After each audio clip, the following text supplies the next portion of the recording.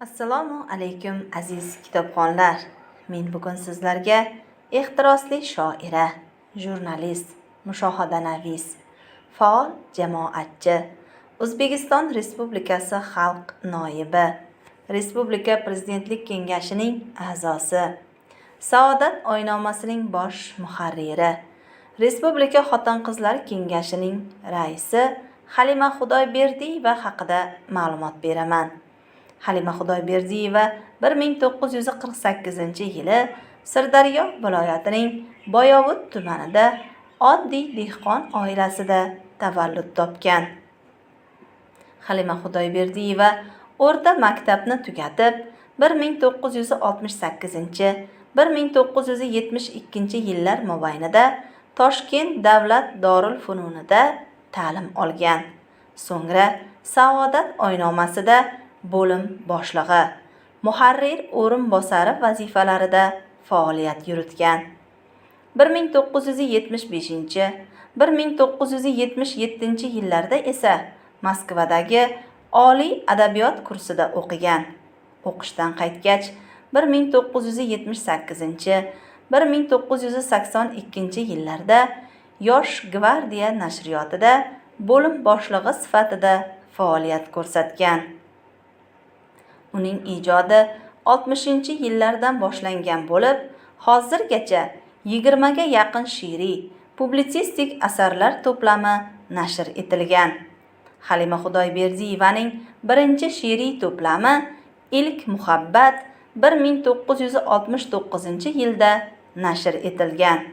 Shundan so'ng Oq olmalar, Chamanzor, Suyanch tog'larim, Go'rdo'st, Bobo quyosh, Issiq qor, Beli yabloki, Sadoqat, Muqaddas ayol, Yuragimning og'riq nuqtalari kabi she'riy, publitsistik asarlar to'plamlari chop etildi. Shoira Halima Xudoyberdiyeva she'riyatining mavzu va ma'no ko'lami nihoyatda keng va chuqurdir. Uning she'rlarida go'dak, ayol, ota-ona, yer, suv, tabiat va tog'u toshlar va qushlar taqdiri, ularning yashash tarzi, tabiati, holati ifodalanadi desa bo'ladi. Yaxlit holda inson, tabiat va jamiyat muammolarining deyarli barcha ko'rinishlari shoirani hayajonga soladi.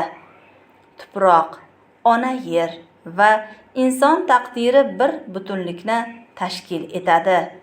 Shu boisdan ham u bir she'rida men shu tuproq kuychisiman deya g'ururlanadi. Eng muhimi, shoir nima haqida, kim to'g'risida yozmasin, ko'pincha ichki yoki tashqi ruhiy holatlarni chizishdan ko'ra, o'y mushohadalar ziddiyatlarini chizishga ishtiyoq kuchli. Shu boisdan bo'lsa kerak, shoirani mushohadanavis adiba ham deyishadi. Mana shu holat va she'riyatidagi soddalik, samimiylik siz aziz kitobxonni ham o'ziga jalb etadi. O'quvchim, to'kildi og'u bilan bol. Men she'r deb atadim uning otini. Hayajonli kunlar mevasini ol, ol uyqusiz tunlar mukofotini. Shoiraning barcha she'rlari, to'plamlari ana shu dardli, hayajonli kunlar va tunlar mevasidir. Halima Xudoyberdiyeva faqat shoiragina emas, otashnafas publitsist hamdir. Ayniqsa uning Yuragimning og'riq nuqtalari to'plamiga kirgan barcha asarlarida zamonamizning eng dolzarb muammolari haqida mushohada yuritiladi. Ularda ona, ayol, ezgulik, bolalik va kelajak bosh qahramon sifatida namoyon bo'ladi. Halima Xudoyberdiyeva faqat otashnafas shoira, publitsistgina emas, mohir tarjimon sifatida ham barakali ijod qilmoqda.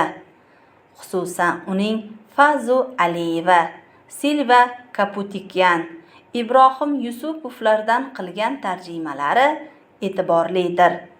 Atoqli adiba Zulfiya so'zlari bilan aytganda, Halima tuyg'u, o'ylar, toshqin hislar bilan to'la she'riyat ijodkoridir.